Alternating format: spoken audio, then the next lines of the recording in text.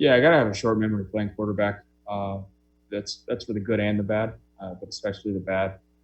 You know, finding getting back to the basics, finding completions, and it's tough when you're in a momentum swing like that to get back on track. But this position, you have to be able to do that. So it's about finding completions and getting back to the basics.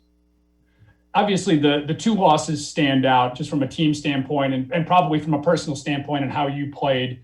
Was there any comment? And obviously, two really good in division teams. Was there anything about those performances of yours, though, Baker, that stood out to you where you saw that you weren't doing something that you should be doing? Yeah, I think there's a lot of completions left out there to, not let them up front pin their ears back and bring a bunch of different crazy blitzes, get the ball out of their hands, not let them, get a little taste for hitting the quarterback and getting some of those sacks. Just, playing the field position game early on is more than okay. You don't have to win it in the first quarter. So I think there's things, little details wise that I can do a whole lot better at. Hey, Baker, we talked before the season about how you doubted yourself at points last year. After a game like Sunday, does your confidence take a hit at all?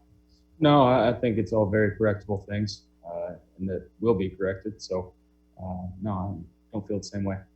So then how important is it for you and the team to quickly bounce back against Cincinnati because you're still 4-2 and everything's right in front of you? Yeah, I'd say the feeling throughout the building after that loss, 4-2's never felt so much like 0-6 before. So, but that's because, we have very high expectations for ourselves. So we're eager to get back to work and to get out there and fix the problems that we know are within our own control. All right. So last year you had a different Baker Mayfield. I think some of the D-man, some of those answers were different today than they might have been under Freddie Kitchens. He didn't show frustration. He answered the questions and moved on. Yeah, listen, there are some things that I have no doubt about when it comes to Mayfield. And one of them is his toughness. I think some quarterbacks in the league wouldn't have even tried to go out there and play with the ribs that he had. You also realize that this year he has become a more mature guy.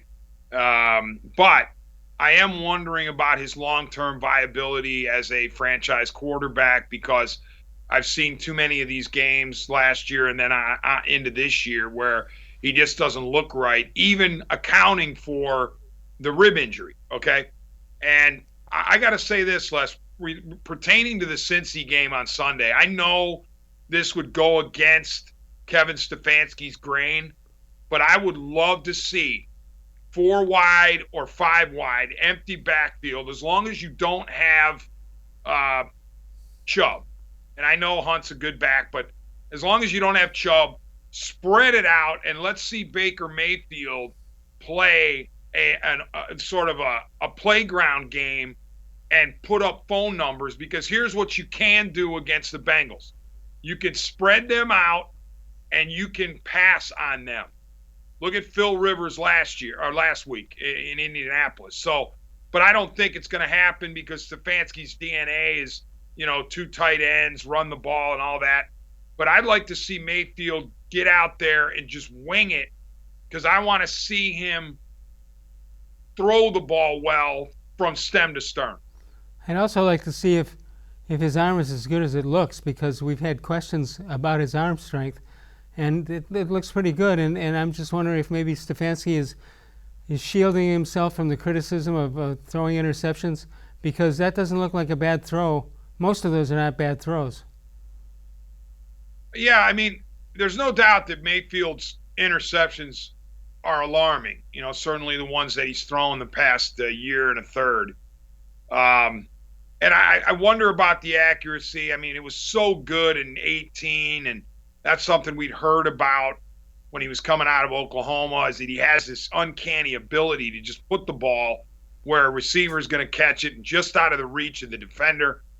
And we saw it in 2018, but we didn't really see it in 2019. And now in 2020, it's not there either on a consistent basis. So, again, I think there are questions to be asked about Baker Mayfield, but I'm not going to dump him, just yet. I mean, I got to see how he performs the remainder of this year. And it is important to remember that even with the 2 lopsided games, which both resulted in losses, the Browns are still 4-2 and very much in the playoff chase. Yeah, I don't want to bury the guy yet. He still has some stuff to show me and his detractors, but we don't, as a Browns fans, cumulatively, we don't want to sit around and waste too much time trying to get another quarterback. Number one, we find they're not easy to get. Number two, you think you've got them and they're not good enough. So if they're not good enough, you better take one that you can somehow transform into the player you want until you get the guy you want, or he becomes the guy you want. That's correct. And you know, the Steelers loss was so jarring that some of us forgot for a few hours that the Browns had actually won 4 in a row before that. And during that 4-game winning streak, Mayfield was efficient. You know, he was a good game manager. He was helping his team win. He wasn't carrying the team to glory. And that's what I would like to see to sort of assuage some of the doubt that I'm starting to have about Mayfield. Is I want to see him go out there and put up the kind of numbers where you go, you know what? The reason the Browns won the game was because of Baker Mayfield. And we haven't had much of that, that's for sure. Most of the people up until this past week have regained their confidence in the Browns franchise quarterback. How do you still feel as confident about him in that way as you did in recent weeks when there were questions? What do you think, D-Man? Do I still see him as a franchise QB? Yeah, if you had to make a decision today.